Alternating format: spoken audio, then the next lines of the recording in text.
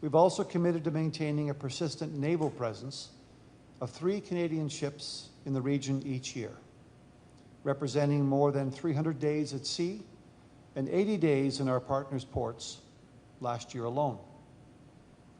And over the past 3 years, the Royal Canadian Navy has made 9 port visits to the Philippines, bringing more than 2,250 Canadian sailors and aircrew to your shores. Each visit has strengthened friendships. Each visit has deepened trust, and it's enhanced the interoperability that keeps our region strong and secure. Then last year, we signed a Defense Cooperation Memorandum of Understanding, a milestone that laid the foundation for deeper collaboration between our militaries. The agreement we signed today builds on that very progress, but it also reflects a deeper truth, that peace is built on rules, not recklessness, and that stability grows from cooperation, not confrontation. The Philippines has shown true leadership in upholding international law and in seeking the peaceful resolution of disputes. And for that, you have Canada's greatest and deepest respect. We are proud to deepen our partnership with a country that courageously acts on those values, not just in words, but through your dedicated work toward regional peace and security. We share that dedication not only because of what we stand for, but because of our common perspective on the world, our shared outlook on the world. Canada and the Philippines are both Pacific nations, shaped by the sea, connected by it, sustained through it. Like ships that sail in close company, our nations will move forward together, distinct but aligned and guided by purpose.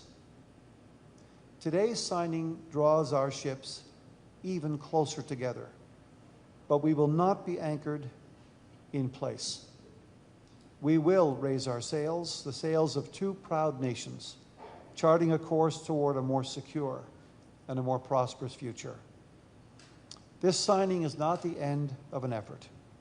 It really is just the beginning of a journey, one of deeper cooperation, greater understanding, and enduring partnership between our 2 great peoples, our militaries, and our nations. Thank you so much for receiving me. Thank you very much for the hospitality. Mr. Secretary, thank you so much for the incredible effort you put into making this agreement happen.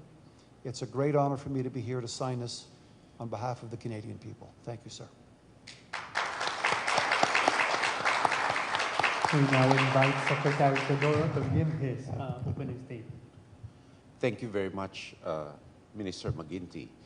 And I must credit Minister McGuinty for taking the time and the effort to come here today in spite of a busy parliamentary calendar schedule in order to place in the public awareness the importance of this agreement to both our countries. So for that, we must give him a round of applause.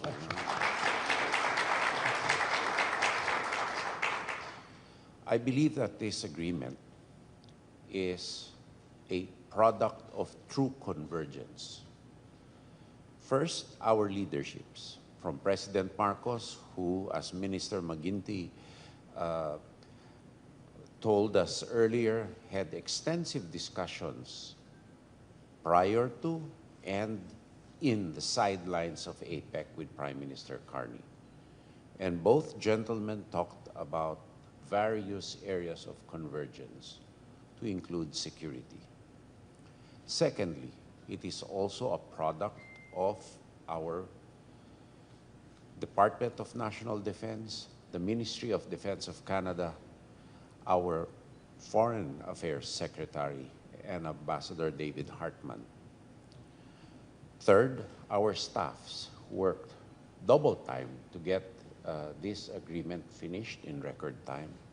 And finally, the most important ingredient, no, second to the last, are our people-to-people exchanges. And the will of the Filipino people, both here and in Canada, and the people of Canada who view the Philippines as a natural partner in moving forward in both the security domain, the economic domain, and in other domains, not only to respond to current issues, but also to have a partnership of common development to face the challenges of the future. From economic development to cybersecurity to humanitarian assistance and disaster response, disaster risk reduction and resilience, Canada and the Philippines share a lot of common interests. However, underpinning the SOVFA is the foundation on which it is built. It is to preserve the international order as a rules-based international order, respecting the sovereignty and dignity of not only states, but also of its people as human beings with the rights and the freedoms that they enjoy. And a state can only prove that it is serious in protecting international law if it protects the rights of its own people. A state that does not protect the rights of its people has no business claiming that it upholds international law. I think that is beyond argument. And so this agreement converges all these interests into one of the most important projections of trust and confidence between nations, that our armed forces and defense establishments can converge, can work together, not only bilaterally, but with other like-minded partners to preserve and enforce peace and stability, to deter instability, to actually form a stable foundation and a peaceful venue for the future generations to grow, to reap the bounty that nature has given, protected by international law, particularly UNCLOS, to one's country,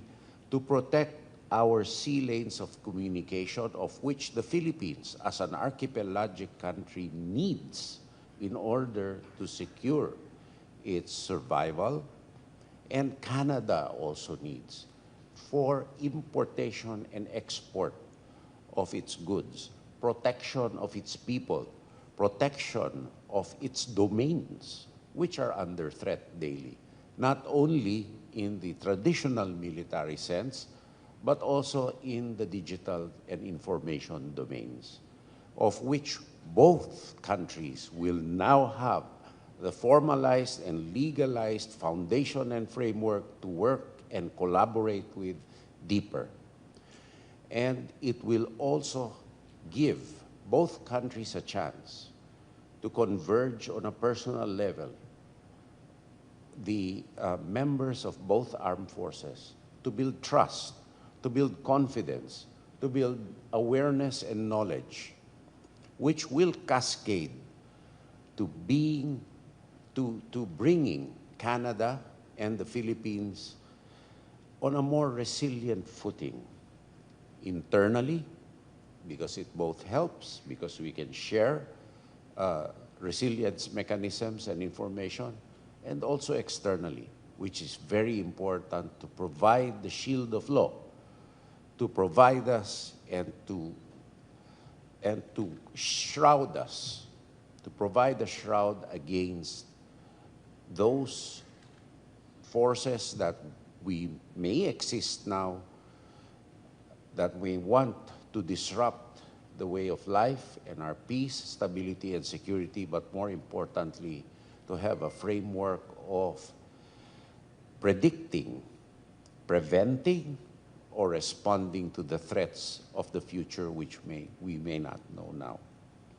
I once again extend my gratitude and that of the President Marcos to Minister McGuinty for his leadership in bringing this milestone, which is the first status of visiting forces agreement that Canada has entered into with any ASEAN or any Asian country, Indo-Pacific country. So it is a milestone too for Canada, and it is an honor for the Philippines to be the first partner of Canada in this endeavor. And together we will be stronger for the greater good of the Indo-Pacific. I'd like to thank also our leaders, Prime Minister Carney and President Marcos, for pushing us to get this agreement in place. So once again, thank you very much, and we look forward to hitting the ground running and making this agreement a reality. We do. Thank you, sir.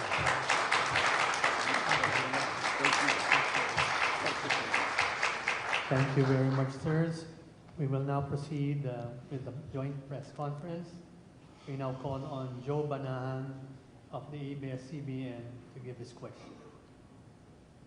Good afternoon, Secretary Teodoro and Minister McGuinty. Hello, Joe Banahan from ABS-CBN. To Secretary Teodoro, when is this SOVFA going to take effect, and do we need to have this ratified by the Senate, or are we going to expect joint drills anytime soon? No, we need to have it ratified by the Senate as insofar as our Constitution is concerned. So what will happen right now is we get the President's, it is ratified by the President actually, and then that ratification is concurred in by the Senate. So we get the Senate's concurrence, and we will work on this very quickly. Just a follow-up question, how is this defense deal different from other BFAs that we have with other countries? The difference will be in the specific, shall we say, specializations that we each have, and the experiences, distinct experiences of our armed forces and the way they are structured. So we have much to learn and much to converge in with Canada, distinct from Australia and the other countries that we have. But we will converge with them in upholding the rules-based international order. So it is important to have the bilateral arrangements because of the distinctions between these countries, but we all converge in one area, and that's upholding international law. Thank you. Thank you. We now call on Kenneth Basilio of Business World to give his question.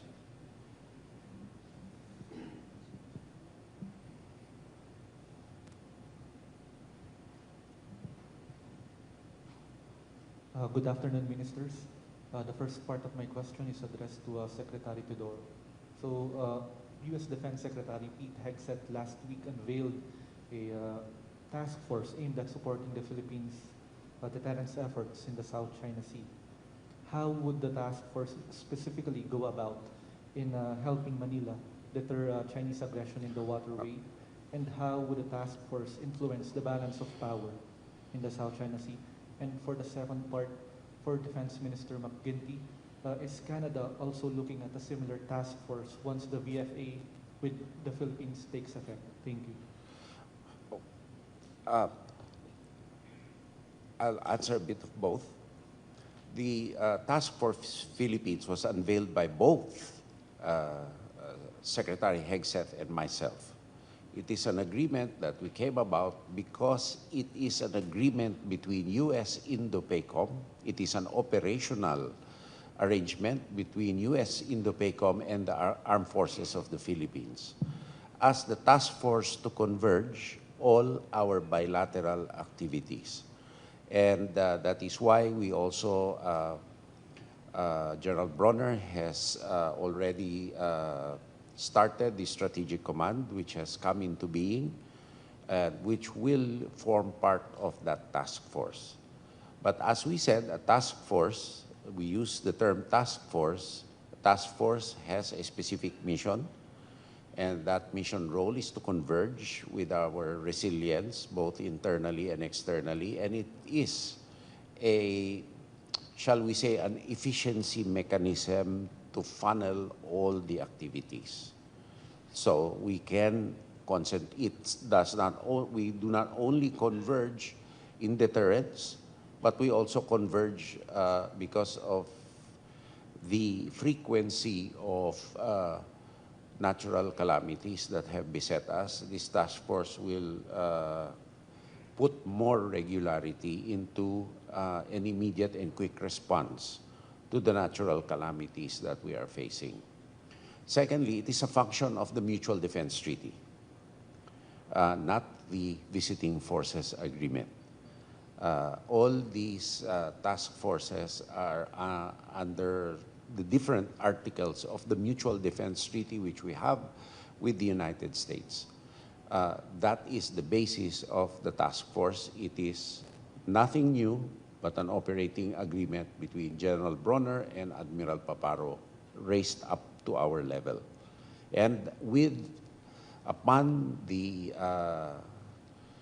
shall we say, permission, with the permission of both President Trump and President Marcos. Canada wants to build on a solid, loyal relationship that goes back decades. Canada and the Philippines are natural allies. And Canada learned some time ago that, and our approach continues to be, that we're stronger together. And so the notion of moving forward with a task force is a positive one. It's a good one.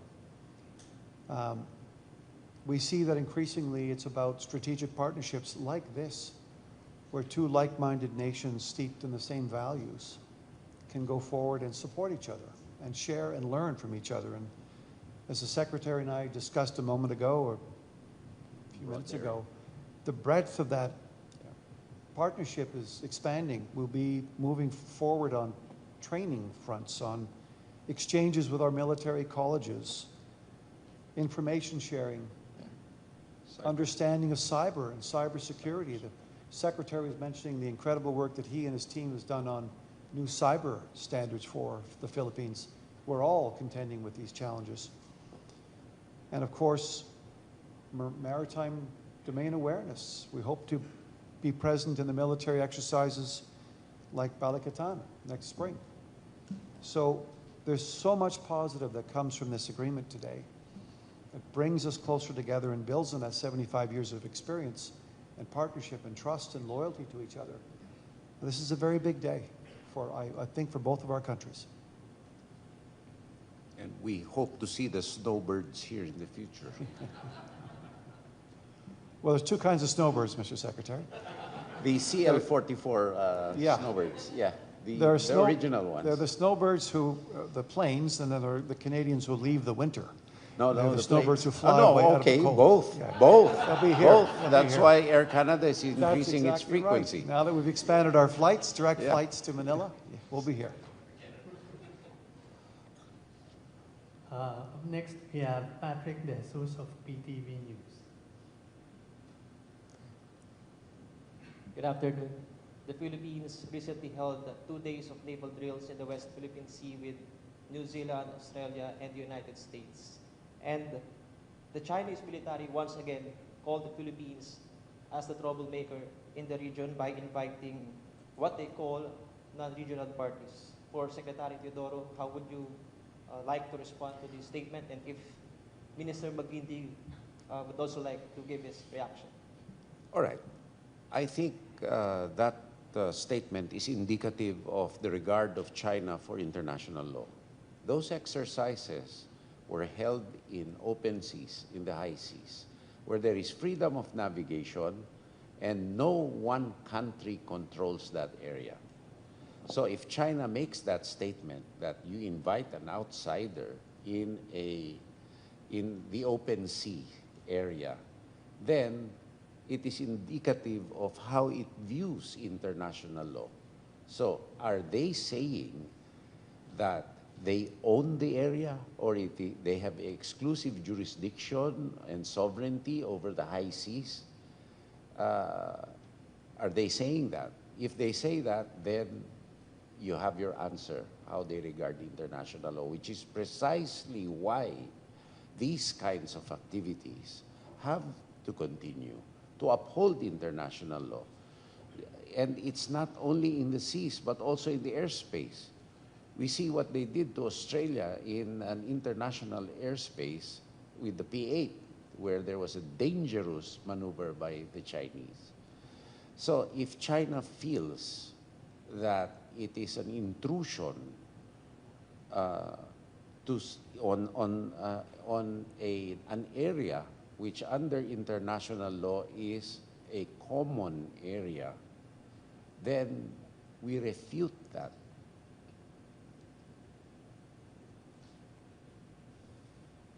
Would Minister McGuinty also like to react on that? And if Canada will also join future naval drills with the Philippines in the West Philippine Sea? I think it's important to remember that Canada has been and remains resolute in support of Filipino sovereignty and territorial integrity. This is something we recognize. The question of moving forward together is exactly why we're here signing and executing this agreement today. How can we share in improving the situation in the region? How can we engage further? How can we learn from each other? How can we take the leadership and the advice of the experience of Filipino experts in the region? This is a big moment for Canada as it moves to sign this new agreement, as the Secretary said, the first of its kind in the Indo-Pacific. And we're looking forward to moving on this pretty quickly. We have some very important touch points, a plan of attack in terms of where we're implementing, how we're implementing. As I mentioned earlier, training and exchanges and information sharing. And one of the other things we talked about was some of the emergency management that goes on in the Philippines and Canada. Canada's, like the Philippines, subject to natural challenges now. We had over 1,000 wildfires this year in Canada. So this is new for us. We're having to contend with this, as you are, and other forces at play that are seemingly not going away. So we're going to continue to build on this very strong relationship and learn from each other. Last question will be from Rex Espiritu of Manila Standard. Good afternoon, ministers. This question is addressed to Secretary Teodoro. Sir, President Ferdinand Marcos Jr. approached Chinese President Xi Jinping yesterday, I think in APEC. So what can we expect after that? I really don't know, because our job really is to pursue Philippine resilience and uphold international law. So our defense engagements under President Marcos is subject to a plan already and subject to guidance. Two pillars. The first pillar is internal resilience and hardening. Second are our defense partnerships and convergence with like-minded countries. So we cannot put any meaning into the gesture of President Marcos of approaching President Xi Jinping. Probably it's a personal gesture, but the policy does not change. Thank you, Secretary. That ends our activity this afternoon. We'd like to thank Secretary Teodoro and Minister McGuinty for their time this afternoon. And we congratulate them on the historic signing of the SOVFA between the Philippines and Canada. I'll see you soon and come back. Direct flights? No, I would like you for the